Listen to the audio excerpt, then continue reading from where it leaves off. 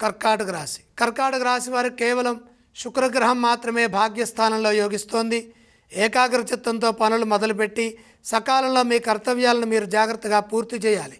ఒకసారి పని మొదలుపెట్టిన తర్వాత పనుల్లో మార్పులు చేర్పులు చేయకుండా, వాయిదాలు వేయకుండా ముందుగా నిర్ణయించుకున్న ప్రణాళికలను అమలు చేయండి. చంచలత్వం లేకుండా వ్యవహరించండి. దేనికి అధైర్యపడవద్దు, వెనకడుగు వేయవద్దు. బాధ్యతాయుతంగా లక్ష్యాలను జాగ్రత్తగా ధర్మనిష్ఠతో పూర్తి చేయండి. వివాదాలకు దూరంగా ఉండే వీలు కలుగుతుంది. శాంతం పెరుగుతుంది. మనోబలంతో శక్తి లభిస్తుంది. అపార్థాలకు అవకాశం కల్పించకండి. ఉద్యోగంలో ఓర్పుతో పనిచేయాలి.